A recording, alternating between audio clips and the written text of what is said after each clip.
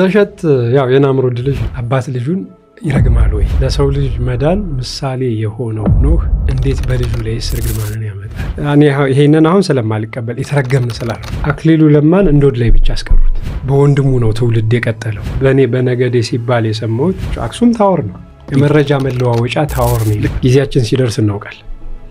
ተበላልጠን አይደለም። ትክክለኛ የደም ዘር ያለባቸው ይሄን ያረጋል። ህዝቤ ነው መሸልመው፣ ለሀገሬ ነው መሸልመው። ያወቁትን በተጎሳቆሉ ሰዎች ሞገስ ለመውሰድ ምን ሰራ ሆነን ነው እንጂ አንድ የገበሬ ልጅ ከተማ መጥቶ ቋጠሮ ሲሸከም እኔ 50 ሚሊዮን ከሰር ያለው በዚያ ሁሉም የካንሰር ኬዞች ናቸው እኔ ጋር የሚመጡ። ማንዴላ ለአፍሪካኖች ምንድነው ያደረገው? ካምናው ዘንድሮ እኔ ራሴን ያጣውት ነው እውነቱን ለመናገር። ከለሉኝ ተክሎች ፍየል ስጋ ተበላለች፣ ሳር አንበሳን ይበል። የትም ሀገራት ስንገባ አፍሪካኖች አንወደደ። አንዳንዴ እኔ የምልካቸው ሲመረመሩ ምን እንደሆኑ አይታወቁ። አሁን ውጭ ሀገር እንዳይሄዱ መፈልጋቸው ተክሎች አሉ። ላይናቸው እንዳያዩዋቸው ሁሉ መፈልጋቸው ነገሮች ለምን አንተን በማይገባ መልኩ እኔ በማውቀው ከቦታው ጠፋው። ዳሸት ያው የናምሩድ ልጅ አሁን ከአዳም ክህነተ ስልጣን እኛ ተሰጥቷል የምንለው ለካም ነው አይደል? ኩማኤል በሚል ስልጣን ማዕረግ ብዙ ጊዜ እንደተረገምን ተደርጎ ነው የሚነገር። አባት ልጁን ይረግማል ወይ? እውነት ረግሟልስ? ከእግዚአብሔር ጋር ሲነጋገር የነበረ ለሰው ልጅ መዳን ምሳሌ የሆነው ኖህ እንዴት በልጁ ላይ ስርግማንን ያመጣል? በመልካም ጎኑ ባካሄዱ መልካምነት አይደል ለሰው ልጅ ዘር መትረፍ ምሳሌ የሆነው። ከዛ ሁሉ ጥፋት ያተረፈን አባት የገዛ የሥጋ ክፋዩን ረግሟል ይሉናል። ተረግሟል፣ ከነዓንን ረግሟል ነው የሚሉ። እኔ ይሄንን አሁን ስለማልቀበል የተረገምን ስላልሆነ መጽሐፍ ቅዱስ ላይ ቢልም አሁን ታሪክን ወደ ራስ ለመውሰድ ብዙ ነገሮች አሉ። ብዙ የተሰሩ ነገሮች አሉ። እሱን እንግዲህ በዘርፉ ያሉ ሰዎች ያብራሩት። እኔ ዛሬ ይሄ ነው ስለማልን ማለት ግን ክህነተ ስልጣንን ካም ነው የያዘው። እግዚአብሔር በትረ መንግስትም የተላለፈው በሱ ነው። ካህናት ስታመጣው መልከጸዲቅ ስትለው ጌራ ነው። መልከጸዲቅ ወንድም ነበረው ኪራቆስ፣ የመጀመሪያው ማለት። ኪራቆስ የወለዳቸው ልጆች ናቸው። ናምሩድ የወለዳቸው የናምሩድ ልጆች ናቸው ሁለት። አንደኛው የዘላለም ካህን ተብሎ በዘላለም ክህነት ያለ፣ አንደኛው ደግሞ የነቢያት አባት። የዘላለም ካህን ካልከው በትረ መንግስቱን ይዞ ያጸና ከሆነ አካሄዱን ከእግዚአብሔር ጋር የሆነ ከነበረ ትውልድ አሁን አንዳንድ ሰዎች ወልዷል ልጆች አሉት ይላል። ነው እሱ ክህነቱ ከእግዚአብሔር ተመርጦ ስለነበር በውልደት አይደለም አካሄዱ፣ በወንድሙ ነው ትውልድ የቀጠለው። እና አሁን መልከጸዲቅ የዘላለም ካህን የተባለ እንዳንዱ እንደበቁት እንደ ሰው አባቶች አይደለኛ የምንቀበለው። ዳሸት የኪራቆስ ልጅ ነው፣ የናምሩድ ልጅ ነው ማለት። እና ዕውቀትን እሱ ነው አሁን የፀሐይ ከተሞችን በሙሉ እኔ በኔ በነገዴ ሲባል የሰማሁት አሁን ከምናደርጋቸው እሱም ራሱን በብርሃን የቀየረ ሂዶ ያልተመለሰ በምድር መሃል ቦታ አላቸው አይደል የሚኖሩበት። አሁን ቤርሙዳ ምናምን የምንላቸው እኛ ደግሞ ብሔረ ጻድቃን ብሔረ ብፁዓን እያልን የምድር መሃል ከተሞች ያላየናቸው ወደዛ ሂደዋል። ለምን? ከተማዎችን ይገነቡ የነበሩት እነሱ ስለነበሩ።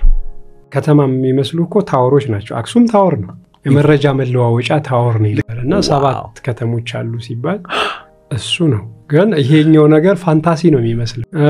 አንዳንድ ልምምዶችን ሳረግ ሰዎችን ይዤ ሄድና ያያሉ፣ አሳያቸዋል፣ ግራ ይገባቸዋል። ሞክሩት ይሄን ነገር። የኔ አባት ገበሬ ነው፣ የእርሻ መሬት አለው። ከእርሻው ስር ውሃ እንዳለ አውቃለሁ።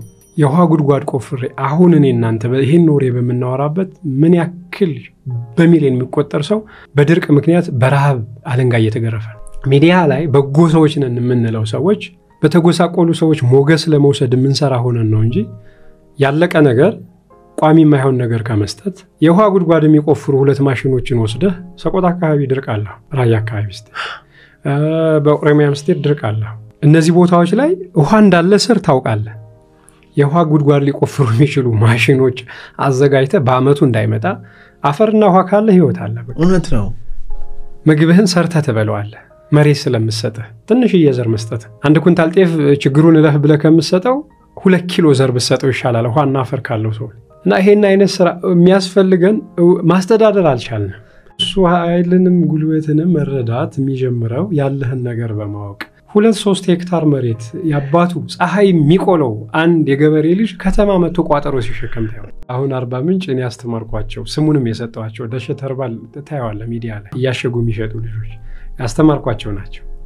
አርባ ምንጭ ላይ ሄዱ መሬት ተከራዩ ለም ስለሆነ ጊዜው ዋዘሩ አሽዋጋንዳ አሁን ወደ ሚዲያው ከመጣው በኋላ ሁሉም ተክል ገበያ ላይ ታያቸው እና ዘራን መሬት ተከራይተናሉኝ አንደኛው ልጅ አርባ ምንጭ ልጅ ስለሆነ አርባ ምንጭ ከተማው በሙሉ በጊዜዋ በቃ ያስቸግራል። ለምን መሬት ተከራይታችሁ መዝራት አስፈልጋችሁ? ከተማው ራሱ ጊዜዋ ብቻ ነው። አሽዋጋንዳ እየነቀላችሁ ማምጣት ይችላልላችሁ እና እዛ ሆኖ ልጁ ከኔ መጥቶ ትምህርቱን ተምሮ ይሄ ነገር እንደዚህ ይጠቅማል፣ ለስትረስ ይሆናል፣ አሚኖ አሲዶች ስላሉት በውስጡ ይጠቅማል፣ ለጡንቻ ግንባታ ጥሩ ነው፣ ብዙ አይነት ችግሮችን ይፈታል። ተማራ አወቀ፣ ዘሩን አየ። ምንድነው ማድረግ የፈለገው? ሄዶ መዝራት ነበር። ትምህርቱን ወስዶታል፣ ግን እዛው ላይ እንዳለ አላወቀም። ማስተዳደር ማለት እዛው አለ እንዳረም እየታየ ማንንም ሰው ያስወገደዋል እና ያለህን ነገር በአግባቡ መጠቀም። አሁን እዚህ ውስጥ የተሰራብን ነገር ሳይሆን ያለንን ነገር እኛ እንረዳም። ውስን የኒውትሪሽን ባለሙያዎች የስነ ምግብ ትምህርትን የተማሩ ሰዎች ውስኖች፣ እንዲሁም ደግሞ ከፊትነስ ጋር የሚሰሩ ልጆች የኬሚስትሪ ባለሙያዎች ውስኖች ናቸው እየተጠቀሙበት ያለ።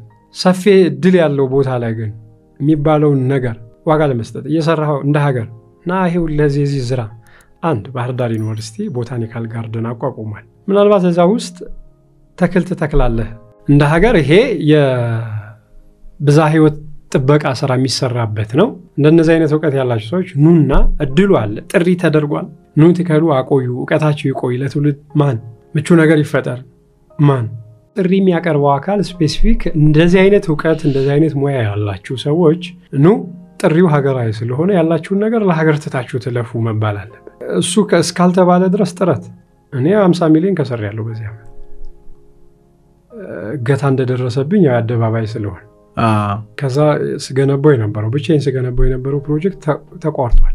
የቦታ ነገር ተመቻችቶልኝ ሳይሆን ገዝቼ ነው ቦታው ካርታ ካላቸው ሰዎች ገዝቼ ነው በግዥ እኔ ተቋም ዘር የሚቆይበት ነገር ብቻዬን እየገነባው ነበር። በእውቀት በጉልበት በገቢ ያገዘኝ ሰው አለ። እንዲሁም የሚያጠፉ መጡ አይደለም ተቋሙን እኔ ምጠፋበት አጋጣሚ ነበር። በቸርነቱ እግዚአብሔር እየሰራው ያለው ስራ አይዞህ ብሎ ለእውቀቱ ዕውቀቱን ያዋጣ ሰው ሳለው በየቀኑ ቤቴ ላይና ዶክመንት ላሳየ ሁሉችም የካንሰር ኬዞች ናቸው እኔ ጋር የሚመጡ ትልልቅ ገንዘባቸውን አውጥተው የተለያየ ሀገራት ሄደው ታከመው ጨርሰው በቃ ከቤት ሄዱ እዚህ ጨርሳቸዋል ተነግሯቸው ህይወታቸው እንደዚህ አይነት ሰዎች ናቸው የሚመጡት። ያ አይነት ትልልቅ ኬዝ ይቃለላል መፍትሄ ያለው ተብሎ ሰው አመኔታውን ጥሎ ከመጣብህ ግን ዕውቀቱን ለማሳደግ ምን ያክል ነው ያዋጣል ነው እኔ በአመት መጠይቃትን አሁን ያውም የጀመርኳትን ይችን 10 ሺህ ብር ንያት ወይስ ሁሉም ትውልድ ዕውቀቱን የራሱ አድርጎት ሌላ የተሻለ ነገር ምናገኝበት? ምክንያቱም የኔ ዕውቀት በራሱ ገደብ ስላለው ጉድለት ስላለው እገዛ ስለሚፈልግ አንድ ሰው አንድ ስለሆነ ከተሰበርክ ስለሆነ እና ያ በዛ ደረጃ የመጣ ሰው አለ ወይ ማስታገሻ የሚሰጠው አካል እንዲሁም የጎሪጥ ያያል። በተናጋሪነት አመጽ ሁላችንም እኮ ደንቆረናል። ሁሉም ሰው ይናገራል። እየሰማ ያለው ሰው ማን ነው? ሁሉም ሰው ይናገራል እንጂ ማን ነው እየሰማ ያለው? እንዲሁም ይሄ አጨብጫቢ ሲበዛ ነው ቲፎዞ ሲኖረው ሚዲያ ላይ ካየው አንድ ሰው ሊተቸው ሲመጣ ተሯሩጦ ሁሉም ትችቱ ላይ ነው አይደል? መልካም ነገር የሚሰሩ ሰዎች እኔ እንደው እግዚአብሔር ክብሩን ይውሰድ በብዙ ኢትዮጵያ ልብ ውስጥ አለው። ያ ትልቁ ክፍያ ነው። በልባቸው ውስጥ መኖሬ ብቻ ግን ለነሱ አይረዳም። የሚጠቅማቸው ነገር መቀመጥ አለበት። እነዛ ሰዎች ሲፈልጉ በልባቸው ውስጥ ስላለው ሲፈልጉ ላያገኙኝ ይችላል። በልባቸው ውስጥ መኖሬ ብቻ አይደለም ከልብም አልፎ በተግባር የሚፈልጉትን ነገር የሚያገኙበት ነገር። እነዚህ ነገሮች አሁን ግኝትን ይዞ የሚመጡ ሰዎች የሆነ ሰዓት ላይ ይሄዳል። ቀስ በቀስ ግን ዋጋው እየጠፋ ሲመጣ ጭስ ያፍናል። እየታፈንክ ስትመጣ ትቀየራለህ ሁሉ ራስን ለማዳን ስለሆነ በጎ ከማድረግ እንዲሁም ከበጎነት ይልቅ መቼ እንደተቀየርክ ሳታውቀው እንዴት እንደመራ ሁሉ አታውቀው በሰዎች ላይ ክፋት እየሰራ ልታገኘው ትችላለህ። ካምነው ዘንድሮ እኔ ራሴን ያጣውት ነው እውነቱን ለመናገር። ትክክለኛ የደም ዘር ያለባቸው ይሄን ያረጋል።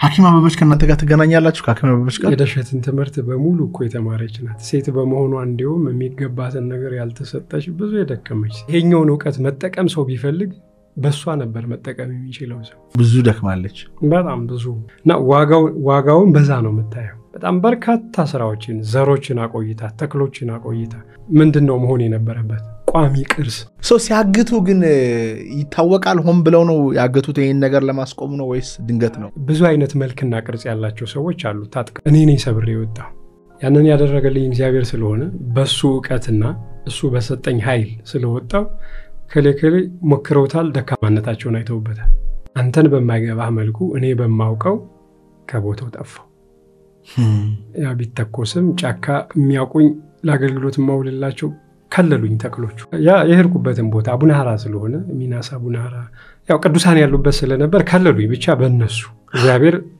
ቦታቸው ላይ ሲለ ከለሉኝ ወጣው ተጉዤም 5 ሰዓት እንዲሁም ገደሉን አላውቀው ስለነበረ የተንከባለልኩበት የተወሰነ ጉዳት ተቀጥቅጬ ነበርና ደም ይረጋበህል ልንቀሳቀስ ተቸግሬ ነበር ግን ቢሆንም ሄድኩ ሄጄ ካምፕ ውስጥ ነው የገባው አድማ ብተና ካምፕ ደንግጠዋል አድማ ብተና ሙሉ ምክንያቱም እዛ ቦታ ላይ ሰው አይመለስም የጦር አዛዥ ምናምን የተባሉት ተወስደው መኪናቸው ተነጥቆም የሚወድምበት ስለሆነ ያስቸግር ነበር እና ራሳቸው